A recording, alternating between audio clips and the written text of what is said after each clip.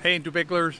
In this video, I'm going to answer a player question. This is a really interesting question that was asked by a player about what to do when you're playing with the weakest player on the court. So there's 4 players on the court, obviously, if you're playing doubles, and your partner is clearly the weakest player on the court. What types of shots or what can you do to basically shield your player or to get yourself involved in the game and basically take some load off the weaker player if that player is getting targeted when you're out on the courts? Let's get into it. In this video, I'm not going to get into the details of why you shouldn't target during rec play. I think it should be pretty obvious that targeting your rec play is not a good idea. Players do it, it happens. So in this video, what I'm going to do is I'm going to focus on techniques you can use during rec play in order to basically help yourself, help your team perform better if a player is getting targeted on your team who's clearly a weaker player, the weakest player on the court. I'll also give you a couple of tips that you can use during tournaments. They're a little bit different because rec play and tournament play or competitive play isn't exactly the same. And so I'll give you some tips on what to do generally, and then we'll focus on a couple of tips for tournament or competitive play. To do this, we're going to go into the studio, we're going to look at the board, and we're going to move some players around, give you some idea of shots and things like that. Let's go to the board. All right, so the question was, what do you do when one player on the court out of the 4 is basically the target? So this player here with the kind of little target thing on him is going to be the target in our match. The question is, what kind of shots can you hit to basically hopefully either protect this player or get yourself more involved as the partner of the weakest player? Again, not getting into the targeting of players in non-tournament play or non-competitive play. And rec play shouldn't be done, but it happens. So let's talk a little bit about what we can do as this player to try and get more shots come to me or to come to this player and avoid shots coming to this player.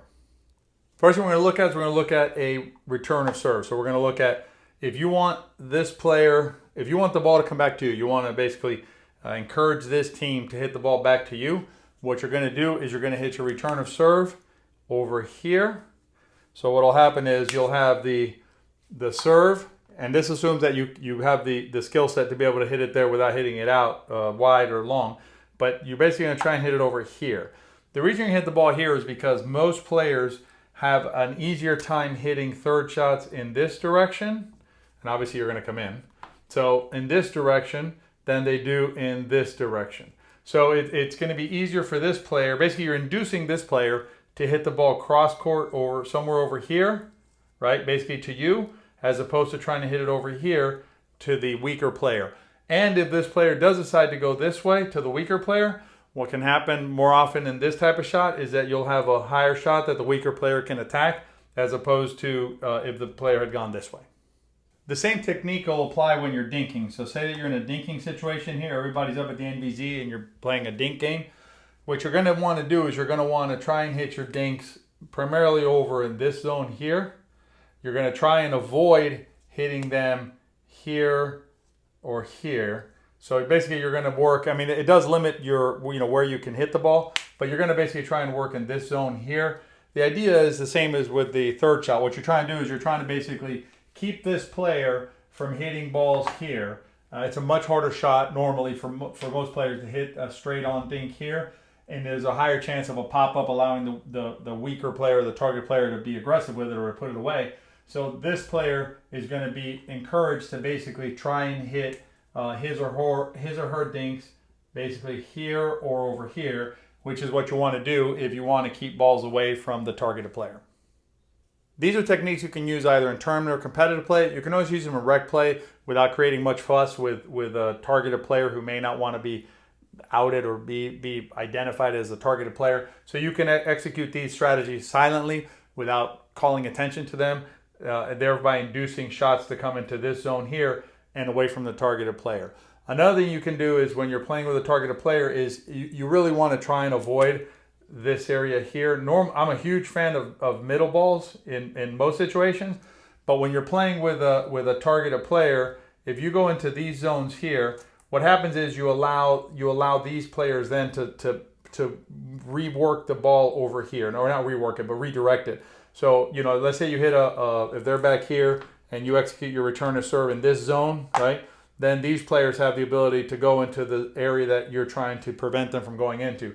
Same thing is if you're dinking up here and you hit a ball in this green zone in the middle here, you're going to basically allow them, if they choose to retarget this player or reacquire their target, so to speak, and start going back here. The other thing, obviously, you don't want to do is hit balls over in this zone here, because this then is really encouraging or inducing this team to go cross court, which would be the shot they'd hit anyway, probably, even whether this player is being targeted or not. Now you're making it super easy for them to go over here. So really, if you're trying to keep balls from going to the targeted player too much or make it as hard as possible, you're going to be working in this third of the court over here, basically forcing this player here to hit balls out of this zone here directly into this spot, which is a much harder shot.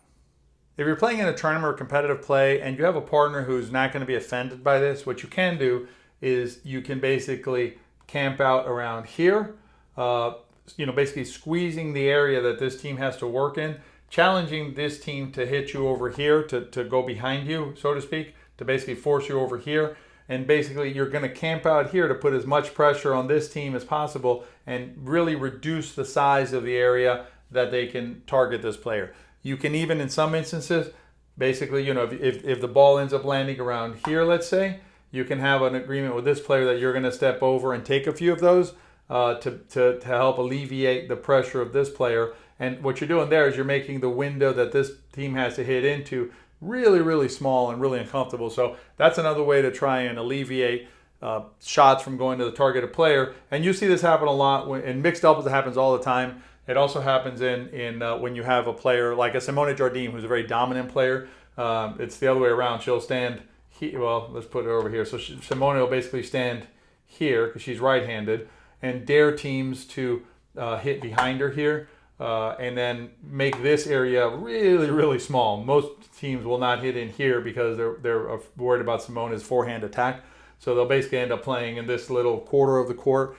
It's really it forces this team to play what I would consider or suggest is not an optimal strategy, but a lot of times that happens by the presence of this player here. So if you're in that situation, you can camp out in the middle as long as this player is not offended by it. You can sometimes also come across and take balls that are here to help alleviate pressure from this player. You can do the same thing with third shots or long dinks. Basically, it's the same technique as up here. What you would do is, and this is a tournament and competitive play. You can do it in rec play too, but you have to have a partner who's open to you doing this.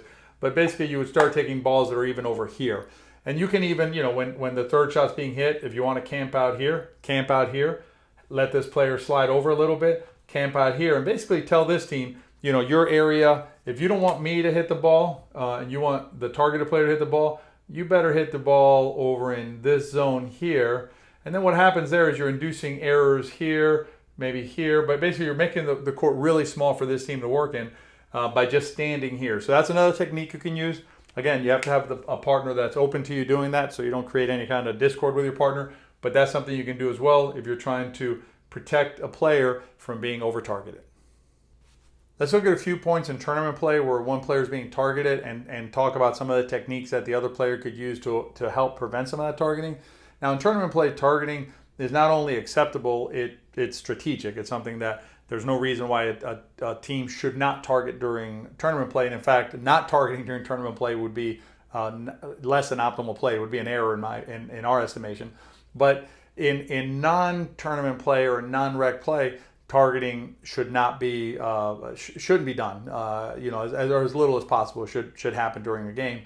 And so, but let's look at some points so you can see how targeting basically impacts the game, how one player is just being picked on the whole time, and things that the other player can do to help prevent the targeting. The first rally we're going to look at involves Simone Jardim and Carr on the far court in the orange. Near court we have Christine McGrath and Irina Tereschenko. Simone Jardim is on our right here. She's right-handed, so she's basically going to crowd the middle here and is going to basically, establish herself as the controller of this point. I want to thank Mafia Pickleball for allowing us to use this footage. I'll link to the full match below. It's a really good match to watch. Some really good shots here. This is really the only time that they go behind, that they being Irina and Christine, go behind Simone there. You see Irina hits behind Simone. Simone is able to take it out of the air. And then the rest of the rally, what you're going to see is these shots basically going into roughly a third or a quarter of the court. So what Simone has done by standing in the middle here is basically made it extremely difficult for them to hit anywhere except right there. And if you haven't guessed, Carr is being targeted here by Christine and Arena. Pretty much all the shots are going there. Here, Arena comes over to kind of mix things up a little bit. And then what you're going to see here is you're going to see Simone finally is able to reach across and establish herself here in the middle and then attack Christine to finish the rally. That's a good example of squeezing area and really making it difficult for the opponents to target Corinne. And this is a mixed doubles match. On the far court, we have Lucy Kovalova and Matt Wright. Near us, we have Ben Johns, who just hit that ball, and Simone Jardim. This time you'll notice that Simone is playing on the right, not on the left, even though she's right-handed. That's because Ben is right-handed, so Ben's taken over the main duties here of being the one to squeeze here. I want to thank Eddie and Webby for allowing me to use this footage. I'll link to the full match below. This is a really interesting match to watch again. You'll see some real interesting concepts in this match. I paused it there so you can see how far Ben's over. Ben's basically standing on Simone's court. He's daring Lucy and Matt to go behind him. And you'll see that, the way this rally will end, you'll see is basically based on a shot behind Ben that he's able to go over and get. So look here. So Ben's actually comes all the way across. Simone Jardim is one of the top players in the world, but she doesn't mind Ben taking a shot here or a couple shots here because she's getting plenty of balls. Then Lucy tries to go behind him, or actually goes to the middle. He thought she was going behind him. Matt here steps across to help Lucy. But what happens now is that Ben's able to jump across, do an Ernie, and put the point away. Next time you're playing pickleball and you have a partner who's being over-targeted, if the other techniques haven't worked, in other words, you've spoken to the other players informally before or at some point and suggested to them that targeting this player is A, not going to be beneficial to them because they're not going to get as much out of it. B, if let's say you're one of the better players in the group, then maybe you're no longer going to participate in the group because there's no reason for you to drive 35 minutes, come to the court and not receive a ball. If that doesn't work, or you're in a tournament or competitive play because there everything goes, then try some of these techniques of basically hitting balls into the side that's directly in front of the targeted player, so that you can force or induce the other team to hit a cross-court ball to you. Avoid the middle because that allows them to refocus or reacquire the target, and also try and avoid going obviously cross-court from the targeted player because that gives them the easiest access to exploit the targeted player or to target the player.